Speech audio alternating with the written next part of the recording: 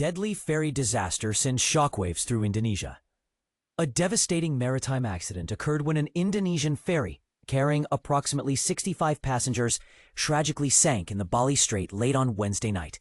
Local news sources and Indonesia's National Search and Rescue Agency, Basarnas, report a minimum of 5 fatalities and over 30 passengers still unaccounted for.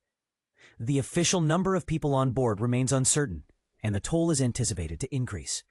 The vessel was en route from Ketapang Port in Banyuwangi, Java to Gilimanuk in Bali, when it went down shortly after departing, around 11:20 p.m. local time.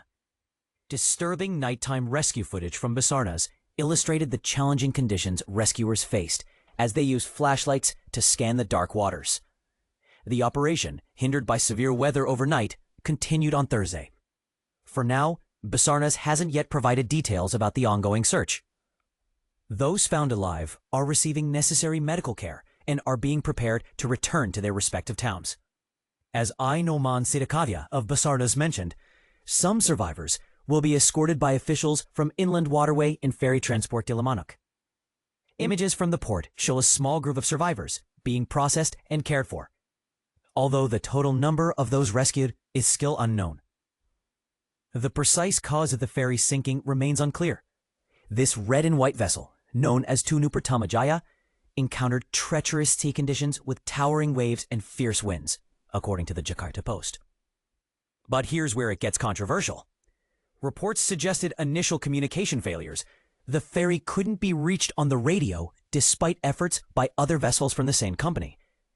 Subsequently, the ferry was found listing heavily. What do you think about these communication breakdowns in such emergencies? Amid the chaos, gatherings at a crisis center saw anxious crowds awaiting news of their loved ones. Indonesia's armed forces stepped in with additional vessels, aircraft, and a diving team to search for the missing passengers, with the Indonesian Navy's Eastern Fleet Command also providing critical maritime support. And this is the part most people miss. Indonesia has long faced challenges with ferry safety on its vast, crowded waterways.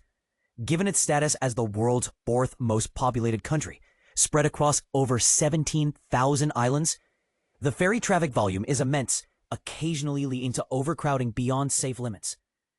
What are your thoughts on improving ferry safety in places like Indonesia? Your insights could spark an important conversation. Let's discuss in the comments below.